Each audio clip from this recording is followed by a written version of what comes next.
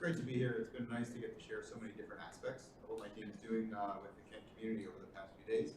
And I'm really excited to talk about some of our work now on how we can actually use musical knowledge to actually save lives. As a side note, when I told my parents about this, my mom was very excited. She said, finally, I can tell my friends you are the kind of doctor that actually helps people. I was like, okay, I guess that's what counts as respect in my household. So I know you've got this wonderful series here in this beautiful building, and you've probably heard a lot of great ideas throughout the year. And so when I got the invitation to come, I was trying to think of how can I have a good idea that stands out. And it turns out it's actually very difficult to have good ideas. So I thought I would start off with a terrible idea instead. And so here's one of the worst ideas that I've ever heard, courtesy of America's font of terrible ideas, Homer Simpson. Now, here's my everything's okay alarm.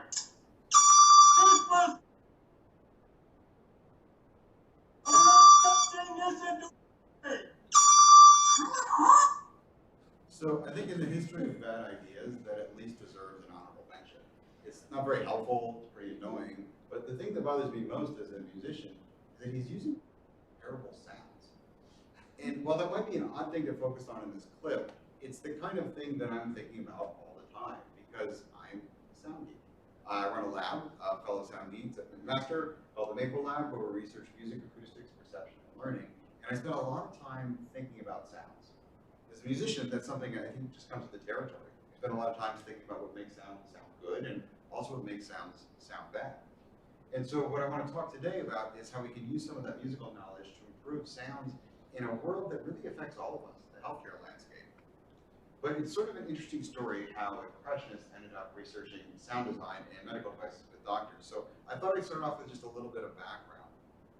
So my interest in this kind of research came years ago when I was actually studying percussion performance. So I did my master's in percussion at Northwestern. And as an interesting fun fact, I was working with Professor Burritt that we have in the videos here. And before he taught at Northwestern, he taught at Kent State. So we have a nice little connection to this speaker series here. So we got into an argument in my lesson about whether you can use long and short notes to create long and short gestures to make long and short notes on the marimba. And some percussionists say a gesture like this makes a long note and this makes a short note. And other people say that's ridiculous because after you strike something, nothing about the way you move can change the physics of the sound. So to try and get at what's going on here, I asked him to record his best attempt to produce long and short notes on the marimba, and I'll play those for you now.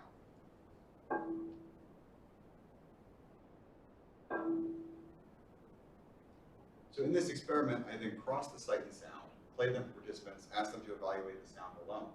And what I found is that actually both camps were right in this discussion, because although there's no acoustic distinction between the note produced with a long gesture and a short gesture, the long and short visual information makes that same note sound longer or shorter. And so it's sort of like a musical McGurk effect. And that was really helpful for me as a musician to have a better understanding of what does and does not affect musical performance. But although it pains me, I want to put the musical implications aside and just talk about what this means scientifically. Because although I didn't realize it at the time, this conflicted with everything I'd seen in the literature since about audiovisual integration. Now, if we do a classic experiment like have a light come from one place and a tone come from another place and ask you to localize that event, here the visual information is going to dominate because the visual system has better spatial acuity. And that's the scientific background for things like the ventriloquist effect, where it sounds like the puppet is speaking even though the sound is coming from a different location. So vision often dominates our perception of events. Why is this marimba illusion very exceptional? The thing is, if we're talking about a timing event, like playing a sound for a certain amount of time and a light flash for a certain amount of time, here, this is where the auditory system really shines. In an experiment after experiment, we found that vision has minimal effect on auditory perception of duration. One of the common explanations for this is the auditory system has great temporal acuity. If you're trying to record a sound, you'll often use something like a 44,000 sample rate, 44,000 hertz, meaning you sample that sound energy level 44,000 times a second. If you want to fool the eye into continuous motion in a video, 30 frames a second is typically adequate. And that's part of the reason why the auditory system tends to dominate in temporal tasks. And so many experiments on duration perception do things like flash a light for a certain amount of time and play a tone, and here they find no visual influence. When I was trying to figure out what's going on, I realized that, those are the sounds that are often used in these experiments, which I find super annoying, but was never the main purpose of trying to figure out what was going on here. That was actually a total accident of the timing. So what's going on here? Why do we see something so different in these classic psychophysics experiments and this natural experiment with the marimba? And I realized one of the key things that's different here is the kinds of sounds that are being used. So on the left, you have what I call a flat tone, because we have the sharp onset and a long, flat, sustained period and a quick offset. On the right, we have what I call percussive tones. And so from a visual integration standpoint, here we do the integration perception test. We find minimal visual influence with these simplistic beeps. We find a strong visual influence when we have those percussive sounds. So that's the basis for what was so surprising. Hello, Professor. We've been around here for 10 minutes trying to find this place. Yeah, it's difficult. So that's the question here, is what's going on? Why do we see something that's so different in terms of the outcomes of the experiments? Now, you wouldn't necessarily think the shape of the sound is playing a big role in this experiment, but it turns out that's the key. About this on a continuum about sound complexity. We have these very simplistic sounds over here, and these more complex sounds over there. And so this got my team thinking, is it something about the nature of the sound itself that's playing a key role here? So I'll get more to this later on, but I wanted to go into the background because this is how I got interested in the design of sounds and interested in some of the problems with the simplistic sounds. I didn't actually have a good informed understanding of the literature when I started this, so I don't recommend that to any graduate students out there. But here it was helpful because I just picked something that was interesting to me as a musician and made this surprising discovery. Now, it might not seem like a big deal scientifically to overlook the importance of sound complexity, but this has actually led to a lot of confusion and I think incorrect thinking about the way the auditory system works. So one of my favorite studies of some multisensory integration looks at something called the unity assumption, which is sometimes referred to as the identity decision. It's the question about whether the brain should bind sight and sound together. Some of the early work on this looked at things like tea kettles making sound and steam, and when people could identify the two things came from a common event. A lot of the early work from the 40s and 50s wasn't done to the same psychophysical standards that we use today, so for a while it wasn't really thought of as strongly in terms of theories of how audiovisual integration works. And then in the mid-2000s, Vitakis and some colleagues put out a series of really interesting papers where they nailed the psychophysics of this really well. In one of their experiments, they used faces and voices that were either gender matched or gender mismatched. So sometimes male face, female voice, vice versa. They ran an experiment to see if there was privilege binding when we had the gender congruency. And here they found there was an important difference. So we're more likely to integrate when we had this congruency of the event. So then they went on to test this in non-speech context. And what they used here was a note on a piano and a note plucked on a guitar. They used the same paradigm, they crossed things, the same offset intervals. And here they found there was actually no benefit to integration for having the sight and sound come from the same event. So they did some other follow-up experiments, but they concluded that this privilege binding with this audiovisual integration for this unity assumption applied only in the non-speech context. Sorry, it applied only in the speech context. It was special for speech, which actually fit with some other theories about speech perception that are actually quite common. The thing we noticed when we went over this in lab meeting is that actually, if you look at the sounds produced by these instruments, they're actually very similar in terms of their shape. We call this amplitude envelope. It's the way the energy changes over time, and whether it's a hammer plucking a note on the piano, or you have the fingers plucking the notes on the guitar, they're actually similar in an acoustical sense. And so we wanted to do a follow-up experiment. And here we recorded a single note on a cello, note on the marimba, by yours truly, and wanted to see if we ran the same experiment in the same way, would we find a benefit of the binding. And I'll give you a sample of what we did in the experiment. You'll figure it out, but this is the one where they matched. And this is a mismatch. Played a lot of marimbas, none of them ever sounded anything like that one. So we used the same offsets and the same paradigm and everything that they had done, and the bottom line is we found that here there was a benefit to having the sight and sound come from the same event. So the unity assumption does apply to non-speech context. You just can't overlook the importance of amplitude envelope when you're making an assessment. And so doing experiments like these, we found a number of ways in which theories and models that appear to be built primarily on restricted tones don't actually apply to any kind of natural listening. And so I think even aside from the musical implications about this marimba illusion, there's some really important questions for the way we do scientific discovery as it relates to sound. So as you can imagine, doing this work and talking about it at conferences, I built up a reputation as like the anti-tone beep guy, which I'm not like totally against tone beeps, but I do sort of think there's some problems with the way we use them. And so years ago, I was at a conference, and I started talking to this medical doctor who seemed suspiciously familiar with papers that I'd written and had actually looked at my lab website and was asking all these really detailed questions. And so finally I was like, well, this is wonderful, but I'm just curious, why do you know so much about the work that we're doing? And it turns out Joe Schlesinger is very involved in redesigning auditory alarms in medical devices. And he brought me to his medical center at Vanderbilt and toured me around and introduced me to the problem that a lot of the medical device sounds are using these flat beeps. And they're terrible, they're causing a lot of problems in patient care, they're really annoying to listen to. And so I tracked down some samples of these, and I'll play a couple of them for you now.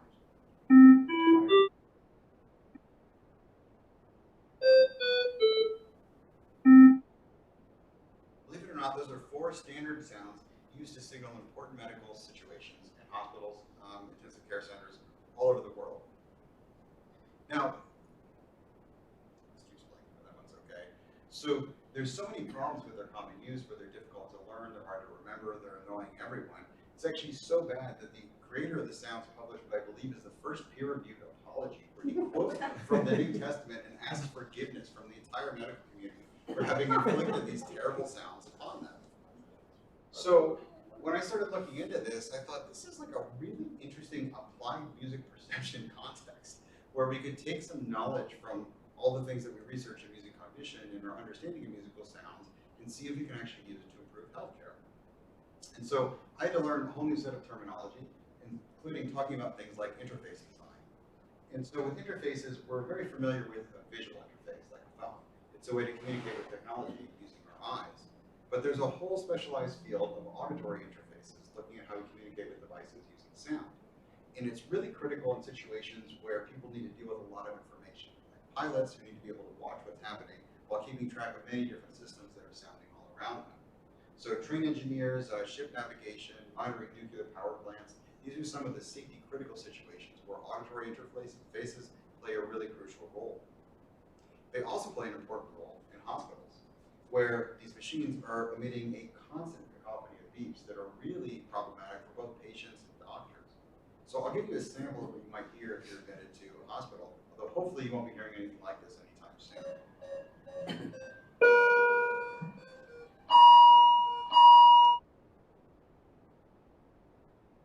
No, they're terrible. They're aversive, and there's a lot of problems with being surrounded by annoying sounds.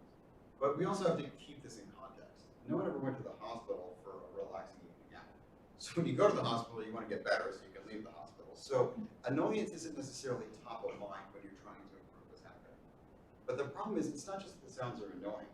They're contributing to burnout from physicians who go home and hear these alarms sounding in their head after hours and hours working in the ICU. And the annoying sounds actually interrupt sleep. And the longer patients have interrupted sleep, it takes longer to get out of the hospital. So it actually adds cost to the medical care system. Now the problem with these sounds is so bad that the Emergency Care Research Institute, which puts out a list of the top 10 health technology hazards every year, has twice in the past decade put alarms on that. Sorry, half the time in the last decade had the alarms on there, and twice in the #1 spot. So it's a problem with the widespread recognition. And it's actually so bad that the FDA did a survey and found there were 566 deaths that were attributable to problems with these alarm designs.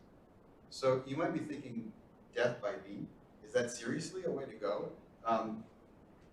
Part of the challenge is just the greater challenges faced by our healthcare system in general, but a lot of this traces back, in my opinion, to just really bad choices about the sounds that we're using in these devices. And so what my team is doing now is looking at how we can improve them so we can try and lower the number of deaths, but also reduce the time patients are in hospitals and try to remove some of the burden on our incredibly stressed healthcare system.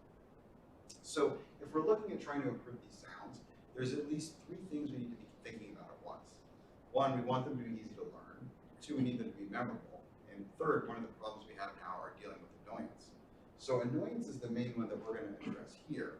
But it's important to come up with a way of making them less annoying that doesn't make them harder to learn or more difficult to recall. Because if we had a new set of sounds that sounded really pleasant but meant the doctors were missing important things about your healthcare, I don't think anyone would choose that as an improvement to the healthcare system. So I think it's important to keep all of these things in context. Now, before I talk about some of the experimental work that we're doing, there's 3 burning questions that come up, I know, every time I give one of these talks. So I want to address them one by one.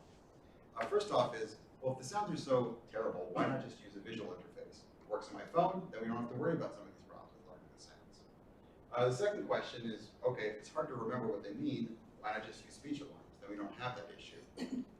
And the third one is fascinating. Wait a second, hold on.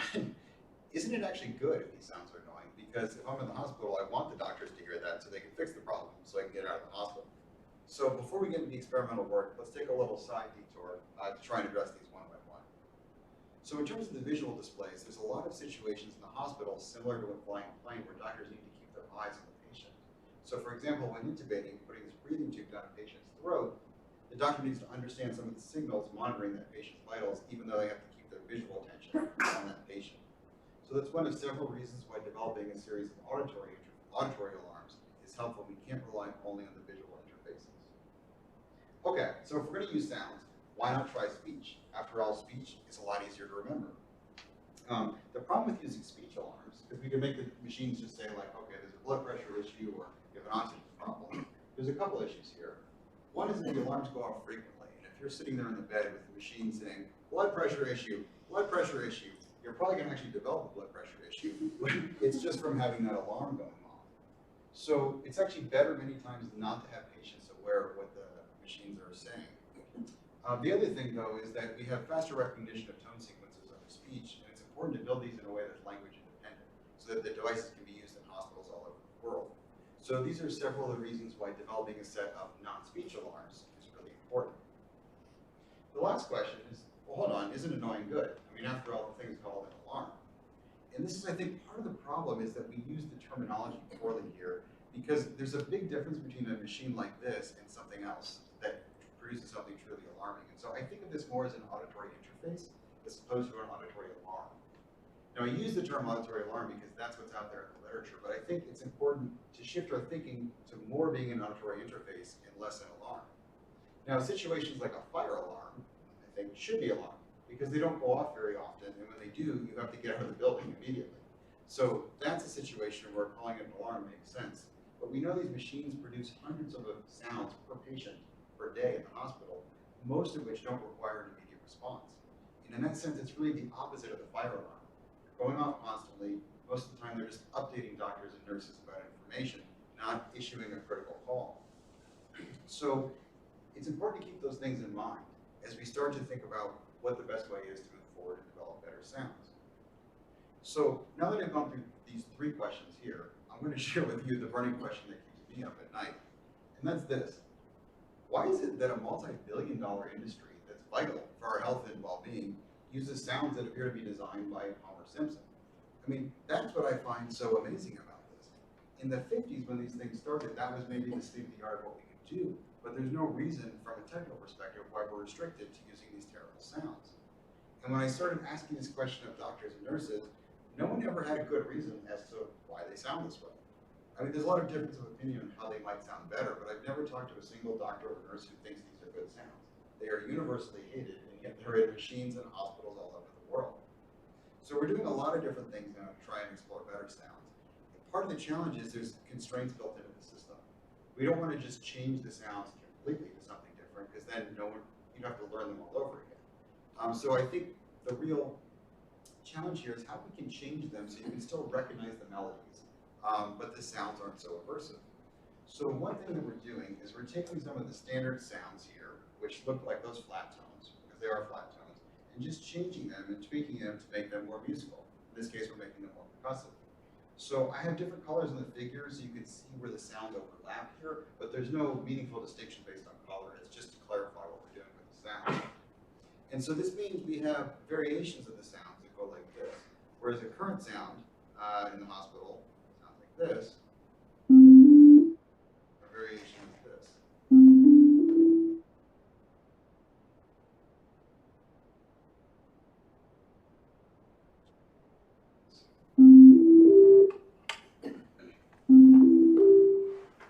So we're just changing the shape of each individual note, and then we're assessing whether they're hard to learn, remember, so on and so forth.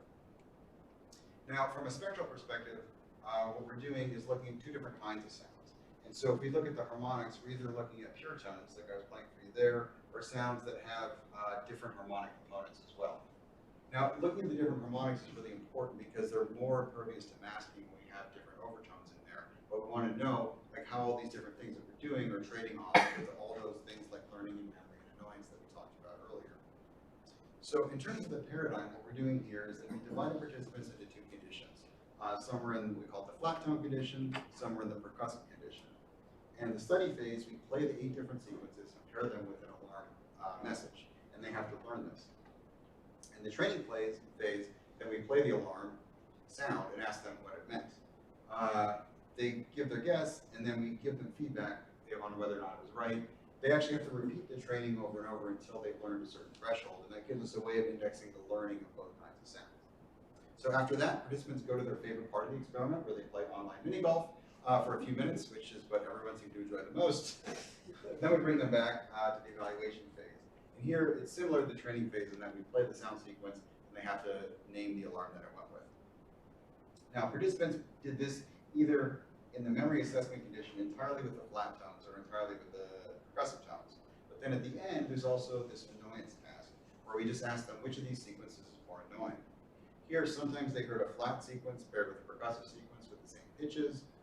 In other situations, we had the flat and or both were flat and both were percussive and varied the pitch sequence. Now, we did that just so the task wasn't so transparent, but what we're mostly interested in here and what we're looking at is just that effect of the envelope. So the question here is just which sequence is more annoying? And on the y-axis, we have the proportion of time they chose the different sounds. And so you can see that if you trained with the flat tones, people found the flat tones more annoying than the percussive tones, still about 65-ish% of the time. What's interesting is if you trained with the percussive sounds, and people found the flat tones more annoying almost all the time.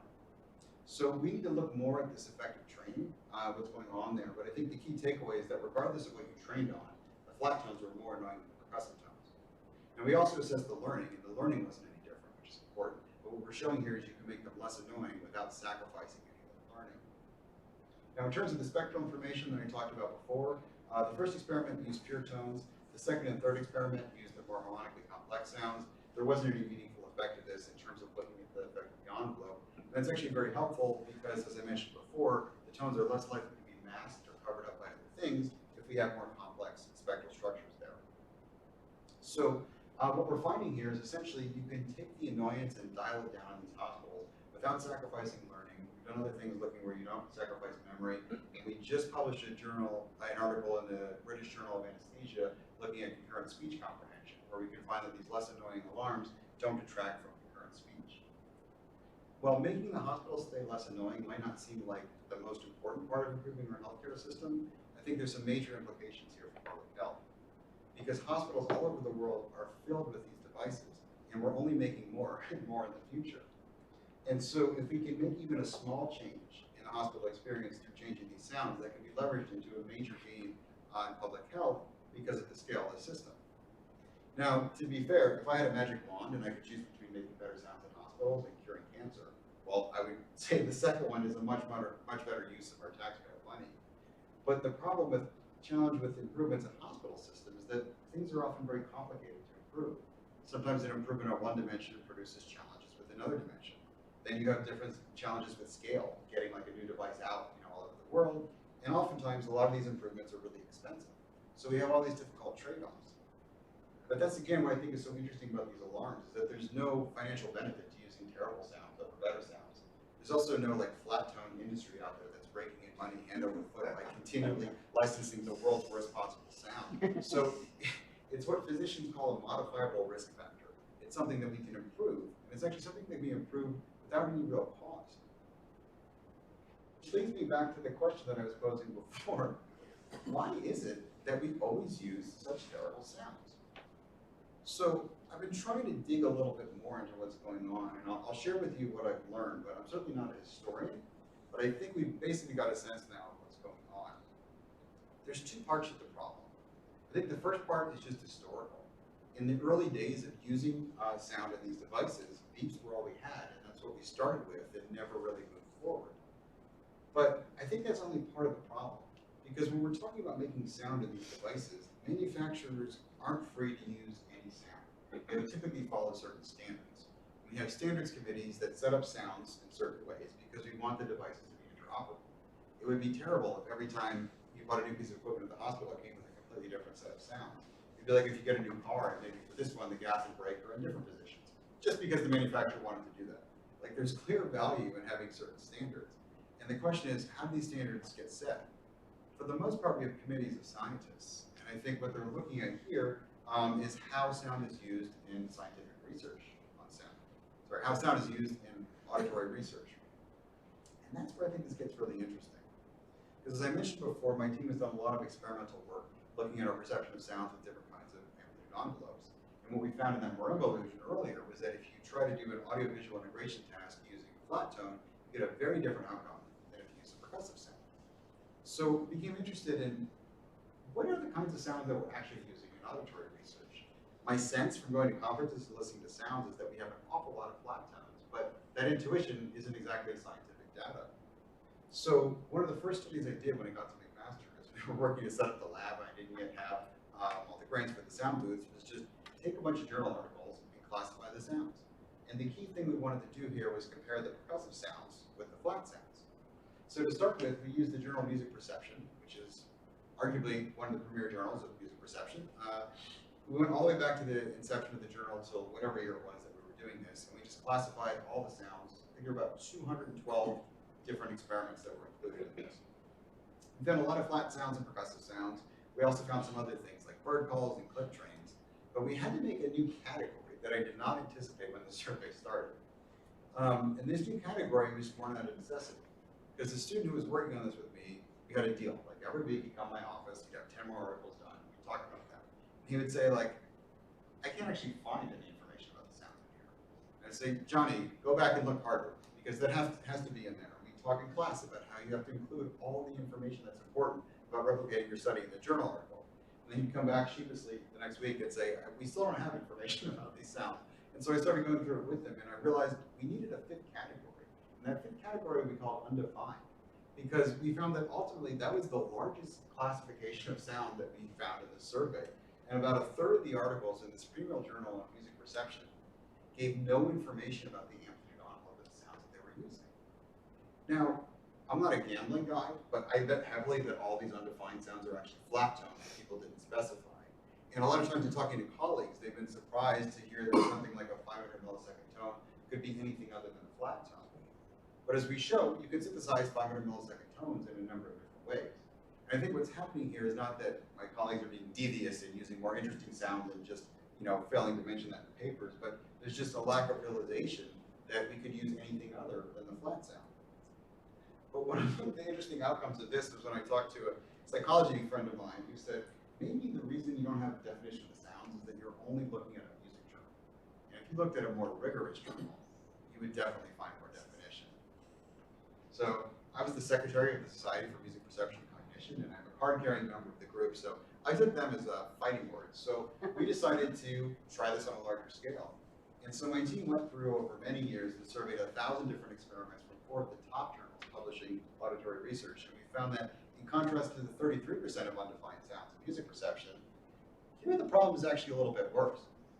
Now again, I bet all those undefined sounds are in fact actually flat, and so I think really what we're looking at is over 3/4 of the sounds used to assess the auditory system are flat tones. A lot of the other ones are just click trains and other simplistic sounds as well. And so ultimately about 90% of our research on the auditory system, I think, is based on these highly simplistic sounds. What's also interesting is what happens when we look at the few studies using the more natural sounds. So almost every single one were of studies of things you couldn't do without natural sounds. So one was looking at the degree to which we could identify different instruments and noise, and you can't do that without actually playing a saxophone or a French horn sound. There's some classic work on whether or not we can recognize the posture of walkers based on hearing their footsteps. And here, obviously, you can't do that with tone beat, you need the real natural sounds. And so it seems like pretty much the only reason we venture into this world in experimental psychology is when the question requires it. And so there's this expectation that the flat sound is the way we scientifically go about exploring the auditory system. And I think that's really unfortunate as a musician. If you look at the difference in complexity between this tone beat up here, flat tone, or just a single note from a musical instrument. And so just for comparison, I took the amplitude envelope here of a single note on the cello.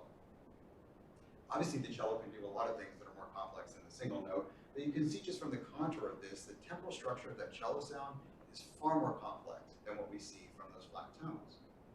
But even that, I think, really undersells the problem here, because when we're looking at the waveform here, it's essentially just like a certain part of the sound's complexity. You can think about it like a shadow. And from a shadow, you can tell a lot of things about the shape of what created it, but there's also a lot of things that you can't tell from the shadow. So to try and get under the covers and really understand the complexity of this, a couple of years ago when I gave a TED talk, I decided to sort of produce what my biology colleagues might use for a microscope and make an acoustic microscope. So we could sort of burrow in and better understand what's underneath the covers of that amplitude envelope with a single note on the cello. And so here, if we think about that as just a projection or a shadow of the sound, what I've got here is the amplitude of the sound on this axis. We're going to look at the harmonics or the overtones over here and how they change over time. And so we can see how this waveform actually masks some of the true complexity and the beauty of what makes musical sound so rich and interesting. What I have on the screen here is now the individual change in each harmonic, each overtone of this. And you can see they're sort of working together, but they're not all doing the same thing. And this is the complexity that makes musical sounds interesting.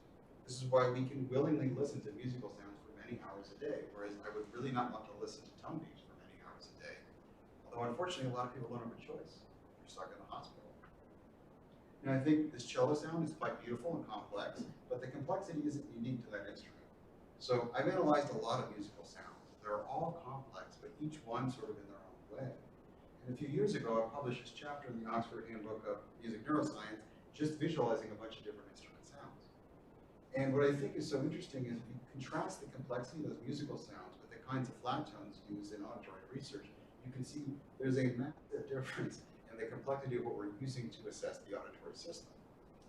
And I think it's a real problem in terms of our understanding of what the auditory system can and can't do. If our brains evolved, well, not necessarily to hear musical sounds, but to listen to complex sounds. And if we regularly use these complex sounds like this in our everyday listening, but we're testing the auditory system with something incredibly simple in comparison, then I think we're missing out a lot about what the brain can do. And I think the other problem here from an applied perspective is that when review committees are looking at the kinds of sounds to use in medical devices, they're thinking about experiments that use this, which is why if we look at the structure of a common medical device tone, you can see it has a lot more in common with the simplicity of the flat tone than it does with these complex musical sounds. And so this is a long, sort of protracted exploration of that initial question of why is it that we use bad sounds? I think it started historically, but a big part of the problem is that those are the kinds of sounds that we use in a lot of auditory research.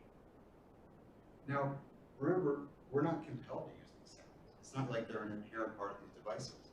And in some ways, that's the ultimate tragedy, is that we've chosen the sounds to put into these devices.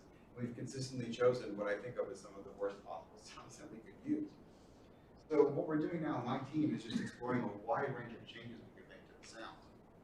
Some of them I played for you before, and those involve changing the amplitude envelope of sounds where all the different components move together. One of the things we published in JASO last year was looking at what happens if we use just a dose of the harmonics and not have the harmonics for the full duration of the sound. So for the flat tone, this gives us something like this, where we have either the harmonics for the entire time, or here, this is our, I think our 50% condition. We had just the overtones for the first half of the note. And I'll play the examples for you now. Do that again because it's quick. It sounds like they're both annoying, but here we've taken some of the energy out. So we also compare these to percussive sounds because we always do that, and I've got some examples of those for you now. I'll do it again. The question here is, what's the smallest amount of dose of those harmonics that we need in there in order for the sounds to be detectable? Because it's really important to be able to hear these in noisy environments. And so our experiments now involve, well, actually two parallel experiments that we do on different populations. One is where we test the sound annoyance, and the other is where we test the detection of the sounds. So what we're doing here is taking those durations of different durations of harmonics, where I played you the 50% before. We also have 25%, 10, 5% for both the percussive and the flat tones. And on the y-axis here, for annoyance, we just have the percentage of time they were chosen annoyance when we paired all the different sounds together. So I won't go over the details bit by bit, but I think the big picture is pretty clear. And that is if you take the standard sounds, the flat ones, as our current baseline, you can see from this, the more harmonic information, the longer that goes, the more annoying the sound. For detection, it's having some effect, but not necessarily a huge effect over there. The key thing is when we compare the flat tones with the percussive tones, you lower the annoyance here really across the board. So just that simple change of amplitude envelope will reduce the annoyance of the sound. What's fascinating is that even though they're less annoying, they're actually more detectable than those flat tones. And so just to pick one particular point in here, think about it this way. If we were to use this 25% duration percussive tone, it's considerably less annoying than this is the current standard of the 100% flat tone. And it's actually quite a bit more detectable. So it would seem intuitively like there's a trade-off between detection and annoyance, and that if we use more annoying sounds, they're easier to detect. But what we're showing here is that we're subjecting doctors and nurses and patients to sounds that are more annoying than they need to be, but not actually getting any benefit in terms of detection. So the way I see it, when it comes to the design of these sounds, we're at a real crossroads. And I think a good idea would be in the future looking at insights that we can take from musical sounds, the kinds of sounds that instrument makers and performers and composers have chosen over hundreds of years of playing around with the way sound can be communicative. I think a bad idea would be continuing with the current approach, which is the sound set in the hospital that appears to be designed by Homer Simpson. And while it's sort of humorous when you phrase it that way, it's not at all humorous when you're stuck in the hospital. I don't know if you've ever had to spend an extended time in the hospital, but the sounds are terrible. And imagine you're trying to recover after you spend a week in the hospital from surgery, or it's your parent that needs to sleep after having an operation, or you're a premature baby that's trying to rest, surrounded by these sounds that are more annoying when they have to be, that aren't actually giving any benefit in terms of the health care. So I've gone over a lot of information today, and so if you remember only one thing from this talk, I hope it's this. Bad sound design costs lives. It's not just annoying. It's not just a problem for the doctors and nurses that are working. We have this FDA survey showing that we actually have deaths that are attributable in part to problems with the sound design. And so for every unnecessary, what I call death by beat, we also have patients that are stuck in hospitals longer than they should be, and burned out medical staff more exhausted than they need to be. And it's all because the sounds are designed to be more annoying than they have to be. Now, when you think about this as a problem of scale, I think it actually hits a real sweet spot where it's a way we can change the soundscape of the hospitals that has a meaningful effect on human health and well-being, because even small changes in these sounds can be leveraged into big gains when you think about the devices filling hospitals all over the world. So the question is, what do we do about this? I can run an infinite number of experiments in my lab and publish hopefully an infinite number of papers to get an infinite number of grants, but none of that's going to help you if you're in the hospital unless something seriously changes about the way these devices are used. And a couple of years ago, I was thinking about this, and I read this really fantastic article in the New York Times about how scientific progress actually helps to improve lives. And they had this great example about milk pasteurization of all things. So with pasteurization, they talk about how you'd think the idea is Pasteur discovered this, and then voila, human health is improved. And I was like, yeah, that's basically what happened. But then they explained, no, that's not at all what happened. So I'm curious, does anyone know the time gap between when pasteurization was discovered in 1865 and when that became mandated in milk in the US? Who wants to guess more than 10 years? More than 20 years? 30 years? Yeah, like 50 years. So it wasn't until the 1920s that it became mandatory nationwide to have pasteurized milk. And some of the problems with this had nothing to do with the chemistry, where he figured this out many years before. But he could bring this, you could take this information to the milk industry, but the milk industry was reluctant to make changes when they were worried, what if we change our milk and make it pasteurized and the competitors not, and theirs tastes better? Well, that's not a good decision. Okay, so we need some kind of mandating that everyone needs to do that. But then governments were reluctant to do that when there wasn't enough evidence that this would have a real world effect. But you don't get the evidence of the real world effect until you do the studies in the real world, and it becomes this very complicated situation. And so what happened is, unfortunately, there was someone in New York whose child died due to issues with problem milk, who had enough money that he was able to finance some studies and start doing some natural experiments like giving pasteurized milk to orphanages and seeing how it helped improve their health outcomes. for many, many decades, eventually enough evidence accumulated, the government was able to mandate this, and it's had a dramatic effect on improving human health and well-being.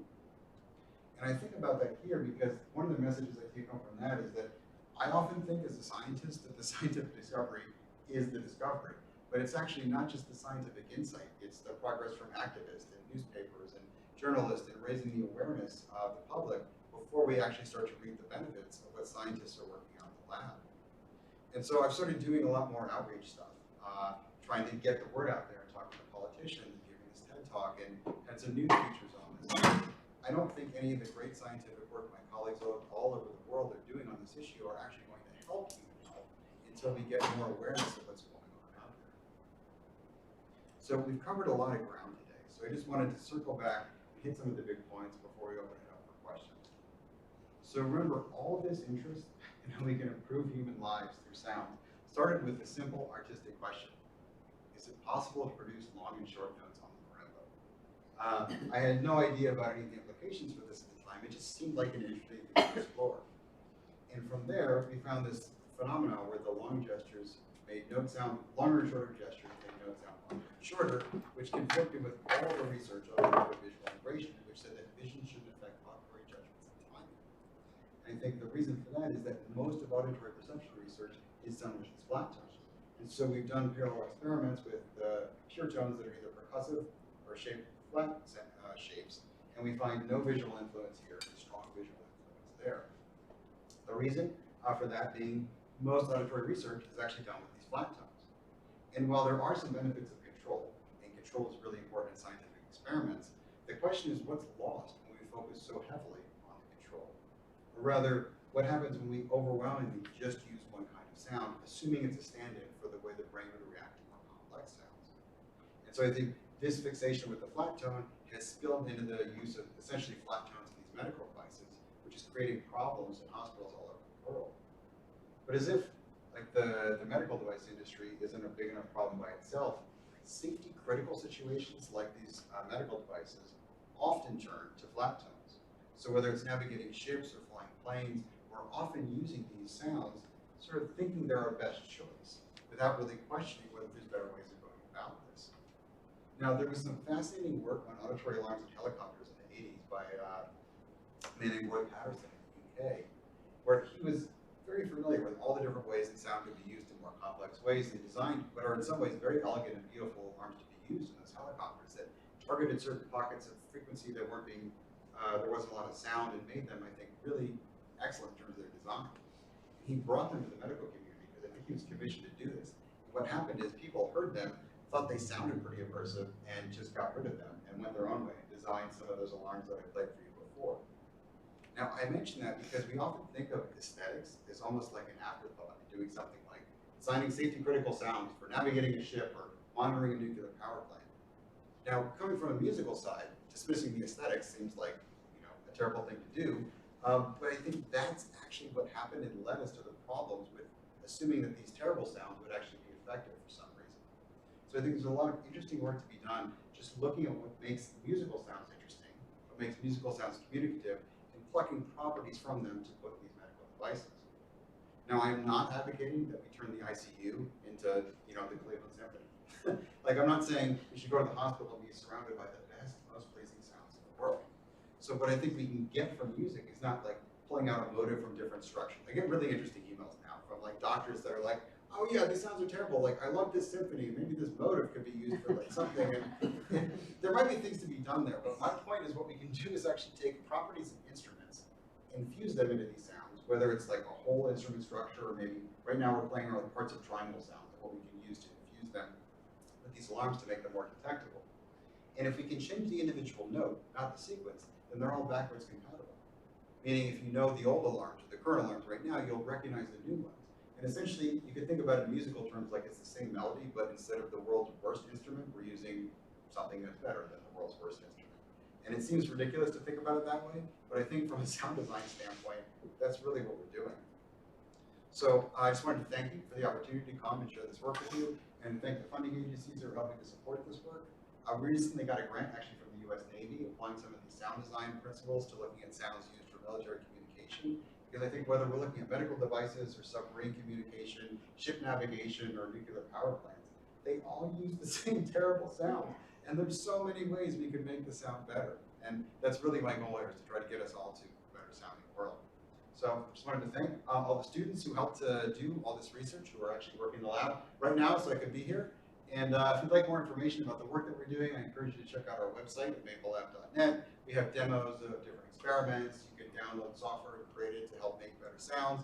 And we are now actually on social media, thanks to my undergrad students and lab manager who are tweeting that out. So thank you so much for your attention. I'd be happy to answer any questions that you guys have.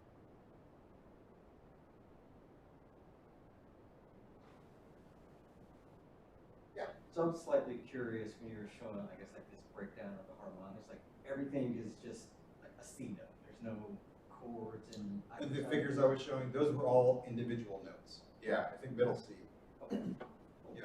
So there's this whole, I talk about this in my classes, is like this amazing world of complexity that we don't notice because they all get grouped together here on like a single note. And it's almost like, if you ever done those tours with glass bottom boats, where then you can like look down and you can see all the fish and everything underwater that normally you wouldn't see when you're just above water. So yeah, like a single note on the piano has this amazing amount of complexity.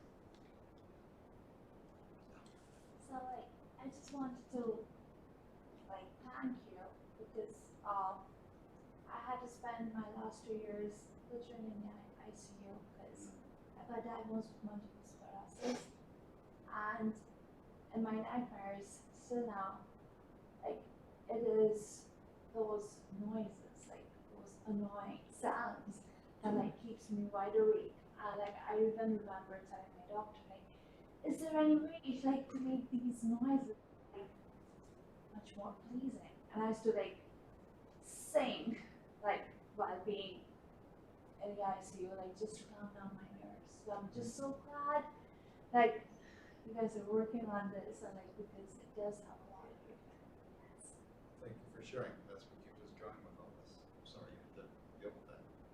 Unfortunately, I've heard like more stories than I can count, people in that situation. And, I have a colleague in the Army band whose grandfather was also a musician. His whole family were musicians. And he spent, I think it was 2 years in the hospital at the end of his life. And he said that was the worst part of it. I mean, there's a lot of things that are very challenging there. And so that's what I think is so tragic, is that while there's a lot of the hospital experience that's never been pleasant, there's no reason to use incredible sounds. Exactly. I like those beats. Yeah. Yeah. I've always hated the beeps. I just never knew there was actually a practical application for this. So yeah, it's sort of been an interesting surprise. Yeah, thank you for sharing. Yeah. So, coming from not a perspective of not a percussionist, but from someone who studies animal vocalizations, my first Percussionists are animals at our core. So. but my first approach would have been to change the time structure of a tonal signal. My first approach would have been to do a frequency modulation. So are you going to explore spectrotemporal kinds of modulations as well in this kind of signal? Yeah, I think all that's on the table. I think you asking questions like that is what I feel like is succeeding with the purpose of this talk. It's just there's 1,000 dimensions of sound that we can manipulate. We can change the frequency information. We've looked at different kinds of pitch bend, modulations, overtone. There's a million things we can do, and yet we're stuck with these terrible beeps. So I think that would be fantastic. We haven't started an experiment with that right now. The stuff we're doing right now, actually, we downloaded a bunch of triangle sounds, just looking at the different parts of them. Because I have a grad student who's a percussionist as well, and we were just talking about what's a sound that cuts through an orchestra, that you can hear, even if you're playing pretty softly, and what is it about that cuts through? Like, we could do 1,000 experiments to figure out the optimal combination of all this, but I feel like music gives us the ability to cut through that because we have hundreds of years of musicians playing around with different things. And so we're looking at what if we take these 6 overtones or these 4, and it's fascinating because then we started just changing the ratios and synthesizing them.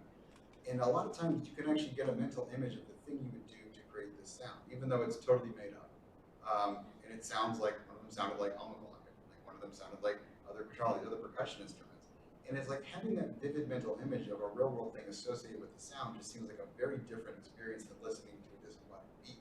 So, like, I think ultimately like the specific sounds we use in the Jazz at Paper or the ones in the British Journal of Anesthesia, like are not the sounds that I'm proposing to use. What I'm trying to propose here is just the idea.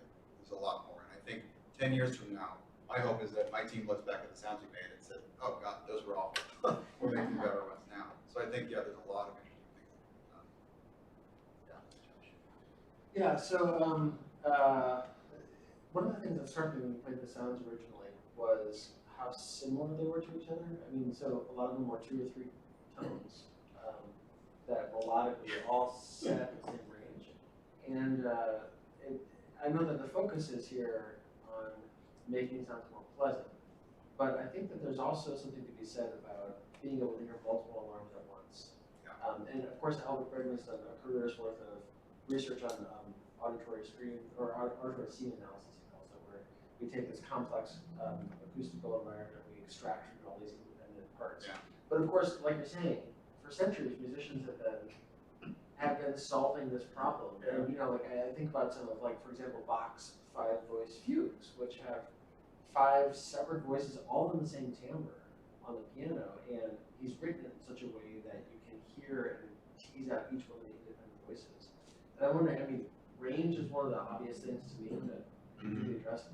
Obviously, different timbres for different kinds of alarms. Yep. I mean, hopefully, of course, there are not a ton of alarms going off at once, but if there are, I think that there's value in doctors being able to tease them apart more easily than these. Totally. Yeah, I don't know if you could speak to that. Yeah. So that's good. You pick up on the melodic structure as a music theorist.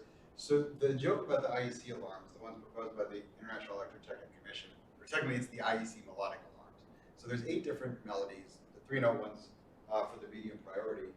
And I think if I assign, or if you assign students the goal of coming up with 8 melodies that are as distinct as possible, this would be like a complete F. They are all in C major. They're all the same duration. They're all the same timbre. They all start on the pitch C.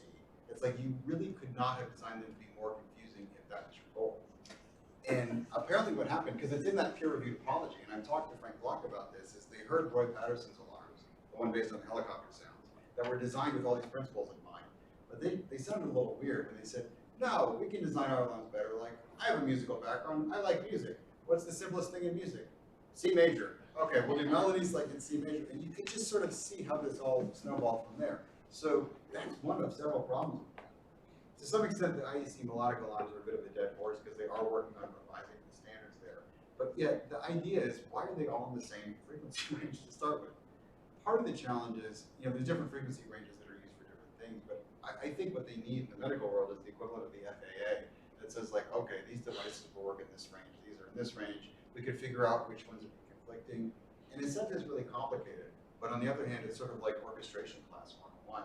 And so that's what's both interesting and also so like frustrating about this at the same time, is I feel like what we need in hospitals is for every hospital to have like a chief musical officer that can sit down and figure that out. And so when you think about these things from a musical perspective, I think some of the answers become almost painfully obvious, but people aren't often doing that. I should point out that my collaborator, Joe Schlesinger, before he became an anesthesiologist, he did an undergraduate degree in jazz performance. And so part of the reason why he's not just bothered by the alarms, but interested in improving them, is he knows sound doesn't have to be this bad. Like, if you listen carefully to music, you realize there's many things that we can do there. And so, but yeah, the structure, we published a paper where we have like, diagrams so you don't have to read music, so you can understand the alarms in the scientific paper, but then editor wanted the notation in there. And I was like, I don't think people really understand this, but they're like, okay, so we ended up adding it in, and it looks even worse when you put it in music notation, because then it's like one alarm is C, D, E. Another alarm it's often confused with is C, E, G. And it's like, the other one's like, I don't know, it's like the NBC thing, but then it's like that reverse, and it's just like, when you look at it in music notation, I think it actually becomes more obvious. So I'm glad that editor actually wanted that in there. Yeah. So this is maybe like a messy question, but so when I think about like alarms that we hear every day, like specifically like tornado or fire alarms, a lot in buildings are now vocal, especially like a deeper tone to account for, I'm assuming, hearing loss in older individuals who can't hear higher frequencies. Do you know if there is like evidence that having a more diverse temporal structure of these tones, like, because when I hear these tones and I think of these tones, I think of older individuals may not be able to hear them themselves. Is there evidence that diverse, So temporary I'm not looking at him just due to the older, we were just talking about this issue before. Is there evidence that like having Yeah. like harmonics or something might be able to allow someone with hearing Yeah. loss to hear an alarm? That's an excellent question. I can speak to parts of it better than others. So in terms of the tornado alarms and other things, sorry you're hearing them so often now, that's terrible. But like those I consider like fire alarms, like they should be annoying, like they should interrupt you because they're not happening often, and when they do, they require an urgent response. So in terms of like the broader question about how we can use sound to help individuals with hearing loss, certainly if you have hearing loss targeted in a certain range, having some components outside of that range is good because you're less likely to miss them. I don't actually know if having temporal structure would change. I would imagine if you have loss in that range, you're just not hearing it, but you two would probably know better. You know, well, if it's, I think it would help at the margins of detectability, maybe, Okay. but. So, but yeah, it's sort of on the edge of that, then maybe it would help sort of pop it up. But in terms of just adding in like a mix of broad harmonics, that's some of the things we're doing now with the triangle sounds. I am aware that we lose frequency most often at the hearing at the high frequencies, and that's something to be mindful of. But if you have a broad sort of swath of sound in there, then that makes it a little stronger, both if there's hearing loss or if you have issues with masking. So when you have multiple alarms going off at once, part of the problem is they overlap, cut off each other. And that's again one of the things that I think is so important about the percussive sounds is that you can have multiple ones happening at once, and because the onsets are distinct and they get out of the way, it gives a lot more options. Yeah. I have a question. So, everything you've spoken about is Western music and Western instruments and things. Have you looked at other, instruments from other cultures, or even, team talls, different things in other scales? Because you mentioned CDE. Again, does that affect memory? Yeah, definitely. Those are really interesting issues, and unfortunately, a very high percentage of music psychology research is Western common theory practice music, which is a whole different thing. In terms of different instruments, yeah, I think there could be some really interesting ideas about how the sitar sort of uses two notes that are slightly detuned that could be helpful. We haven't done that just because all this stuff has taken quite a bit of time, but that would be another interesting way to look at that. I mean, and that's the bottom line: is the whole world's our oyster in terms of the sound design. So why for 80 years have we been stuck with the tone beat? I think that'd be really interesting to look at. Like I feel like when I play these sounds like this, like I'm still cringing because it's like this still sounds awful and it's simple, but then like convincing the scientific community that this is maybe something instead of just like the flat tone has been like an interesting challenge. Like this is much more complex than the kinds of things that are often used either in research or in alarms. So there's just like a whole world out there of sound with a lot of really interesting ideas. When does volume become a consideration? And does that affect the choices you make in the register? Yeah, the challenge with volume is right now the solution to the challenge of detectability has been just crank it up. Yeah. And so it's like this arms race. We're like, oh, we might miss that one, so that one needs to be louder and this one. And so it's a real challenge. If things are in different frequency ranges, then they don't all have to be super loud in order to be detectable. And so when I think about having the equivalent of the FAA regulating flight paths of planes, saying like maybe these machines work in this range and these machines work in that range, the volume of everything could come down, which is important for a number of reasons. One of which is that volume is one of the strongest drivers of annoyance. So as we crank everything up, they all get more annoying. And so part of the reason alarms get missed is they're very annoying. Doctors turn them down or off because they're often not informative, and then they get missed. So if we can make sounds that are less annoying, we'll need less volume for that.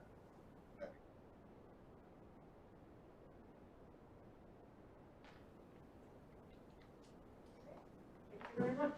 Thank you.